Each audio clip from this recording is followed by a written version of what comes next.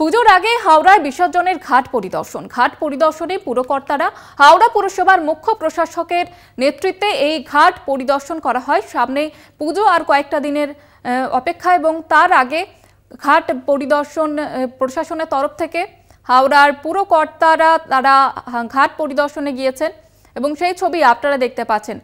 হাওড়া পুরসভার তরফ থেকে এই কর্মসূচি নেওয়া হয়েছে, আপনারা দেখতে পাচ্ছেন সেই ছবি। বিসর্জনের আগে ঘাট পরিদর্শনে পুরকর্তারা।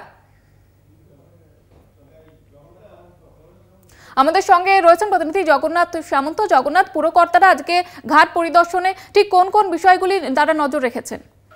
দেখো, তারা প্রথমে গেল রামকৃষ্ণপুর ঘাটে। সেই রামকৃষ্ণপুর ঘাটে গুরুত্বপূর্ণ এই কারণে এখানে প্রচুর প্রতিমা বিসর্জন এবং তর্পণের সময় হাজার হাজার মানুষজন এখানে আসে।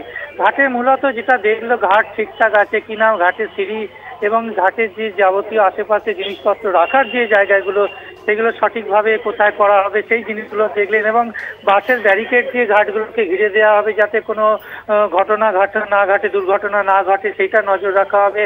ডক্টর সুজয় চক্রবর্তী, হাওড়া পুরসভার মুখ্য প্রশাসক, নিজে পরিদর্শন করলেন এবং প্রায় হাওড়া পুরসভার আন্ডারে যেসব ঘাটগুলো রয়েছে, শিবপুর ঘাট এবং সালকিয়া ঘাট থেকে শুরু করে রামকৃষ্ণপুর ঘাট, সমস্ত ঘাটে পরিদর্শন করে তারা নির্দেশও দিলেন পুরসভা কর্মীদের যাতে অবিলম্বে ঘাটগুলোকে, যেগুলো অল্প ভাঙাচোরা, সেগুলো সারানো হবে এবং পুরোপুরি তৈরি করে দেওয়া হবে যাতে এই পুজোর সময় এবং তর্পণের সময় বিভিন্ন সময় ঘাটগুলোকে ব্যবহার করলে যাতে মানুষের অসুবিধে না হয়, সেই পরিদর্শনই করলেন আজকে হাওড়া পুরসভার তরফ থেকে।